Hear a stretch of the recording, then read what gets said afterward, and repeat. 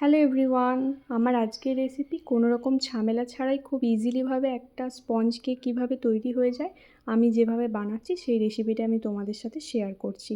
আমি একটা mixing jar নিয়েছি, মিক্সিং জারের মধ্যে নিয়েছি একটা ডিম, 1 কাপ চিনি, 1 চামচ ভ্যানিলা এসেন্স, 1/4 কাপ তেল দিয়ে আমি এটাকে ভালো করে ব্লেন্ড করে নিয়েছি। একটা মিক্সিং বোল নিয়েছি, তার মধ্যে নিয়েছি 1 কাপ ময়দা। ময়দাটা আমি ভালো করে একটু চেলে নিচ্ছি। চালা হয়ে গেছে, এরপর আমি ময়দার মধ্যে অ্যাড করছি 1 চামচ বেকিং পাউডার, 1/2 চামচ বেকিং সোডা দিয়ে মিক্সচারটা দিয়ে দিয়েছি। ভালো করে ব্লেন্ডারের সাহায্যে আমি এটাকে ব্লেন্ড করে নিচ্ছি।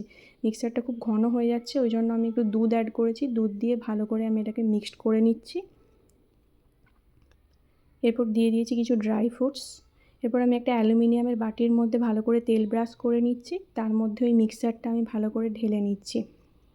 ঢালা হয়ে গেছে, এরপর আমি ভালো করে এটাকে ট্যাপ করে কিছু ড্রাই ফ্রুটস অ্যাড করছি।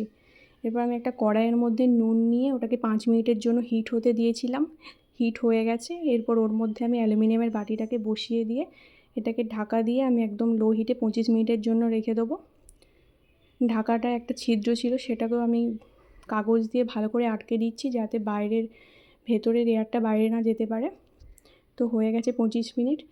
এরপর দেখো এটা কতটা ফুলেছে, আমি কাঠি দিয়ে এটাকে দেখে নিচ্ছি, কাঠিতে আটকাচ্ছেন না। এরপর আমি একটা প্লেটে ওটাকে ঢেলে নিচ্ছি। কত ইজিলিভাবে এটা ছেড়ে গেল দেখো। আমি একটা ছুরি দিয়ে এটা কেটে দেখাচ্ছি, দেখো ভেতরটা কতটা স্পঞ্জি হয়েছে। তোমাদের ভিডিওটা কেমন লাগলো জানিও, ভালো লাগলে একটা লাইক করে দিও।